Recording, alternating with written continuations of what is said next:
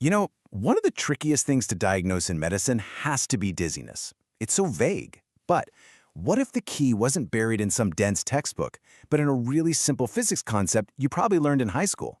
Well, today, we're going to decode the secret language your body uses for balance. And believe it or not, it all comes down to one thing: vectors. And look, this isn't just some academic thought experiment. For any of you clinicians out there, when you have a dizzy patient, finding the root cause is a massive challenge, right? The idea we're going to unpack today, it gives you this powerful framework that just cuts through all that complexity and gets right to the heart of how our balance system actually works. All right, so let's start with the absolute foundation. It's a concept that might seem a little basic at first, but I promise you, once you really get it, you'll understand why for your inner ear, knowing which way you're moving is way more important than knowing how much you're moving. Okay, so on the left, you've got a scalar. It's just a number, right? Like 37 degrees Celsius. Super simple. But over on the right, you have a vector. Now, this also has a number, what we call magnitude, but it also has a direction. It tells you how much, and, this is the crucial part, which way. And that which way part, that's the secret ingredient for everything we're about to talk about. Let's make this real. Imagine you go for a walk. You check your fitness tracker, and it says you've covered 500 meters. That number, 500, is the total path you walked. It's a scalar, and we call it distance. It tells you how far your feet traveled, but it tells you absolutely nothing about where you actually ended up. But now, look at this. The actual straight line path from where you started to where you finished is only 100 meters, and it's specifically 100 meters to the east. That is displacement.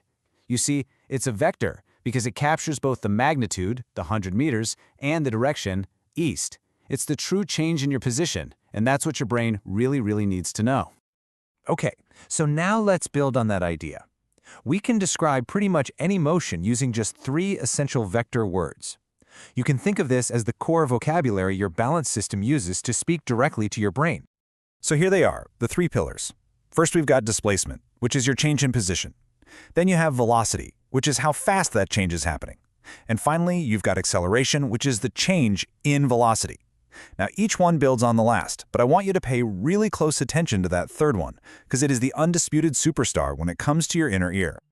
So, just to recap, that first word is displacement, the net result of your journey from point A to point B. Next up, we have velocity. Now, this gets confused with speed all the time, but they are not the same thing.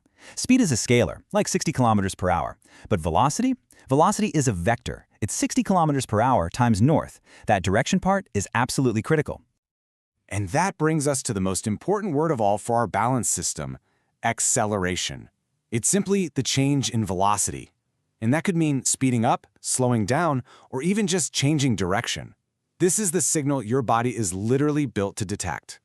So you might be thinking, okay, this physics stuff is interesting, but this isn't abstract. Your body has an incredibly sophisticated biological sensor that's designed specifically to measure these vectors. Let's take a look at how your inner ear actually pulls this off. I absolutely love this way of putting it because it's so true. It's not just a passive observer of motion. Your vestibular system is actively, constantly measuring both the magnitude and the direction of your head's movement. It really is obsessed with vectors. And this is the perfect illustration. Think about it. When you're in a car, just cruising at a constant velocity on the highway, you feel perfectly still, right? Your vestibular system isn't really doing much. But the second that car starts, or stops, or makes a turn, the second it accelerates, bam, you feel it instantly. That's the sensation your inner ear is designed to pick up. It's amazing, really. Deep inside your inner ear, you've got these semicircular canals, and they are arranged in 3 perpendicular planes. It's exactly like the X, Y, and Z axes on a 3D graph. And this is no accident. This structure is perfectly designed to detect your head's acceleration in any direction. In short, your ear is a biological vector detector. So, here's the crucial question. How does knowing all this actually help a doctor diagnose a patient? Well, this is where the physics meets clinical practice, and it's incredibly powerful. So the next time you see some complex-looking machinery for vestibular testing, like for a video head impulse test or a VNG, you can think of them in a much simpler way. They are really just sophisticated tools built for one primary purpose, to precisely measure the vectors of head and eye movement. Let's use the V-hit as a perfect example. A clinician does a quick turn of the head. That's a specific head acceleration vector. At the same time, they're measuring the eye's response, which is an eye velocity vector. Now here's the key. In a healthy system, the eye's velocity vector must be perfectly equal in magnitude and exactly opposite in direction to the head's movement. That's how we keep our gaze stable. If that vector is off, even by a little, it points directly to a problem in one specific canal. It's that precise. Okay, that was a lot to take in, I know. So let's do a quick check to help all these concepts click into place and see how well you've grasped this secret language of vectors. All right, first question. A person walks 5 meters east. So we've got a magnitude, 5 meters, and we've got a direction, east.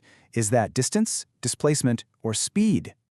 And the answer is B, displacement. Why?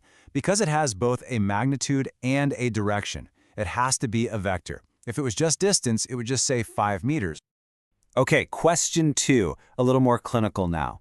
What are we measuring when we're really interested in those sudden, quick changes in head movement during a diagnostic test? The answer here has to be C, acceleration. Remember, that is the very definition of a change in velocity, and it's the #1 signal your inner ear is designed to detect. So if you only take one single thing away from this explainer today, please let it be this. In the world of balance and vestibular science, direction isn't just some extra little detail. It's not optional. It is quite literally everything. Knowing which way things are moving is how we figure out what's going wrong. And that kind of leaves us with a final thought. We've seen how vectors are the secret language of our balance system. But think about it. Where else in medicine, from the force of a muscle contraction to the flow of blood through the heart, does direction change absolutely everything?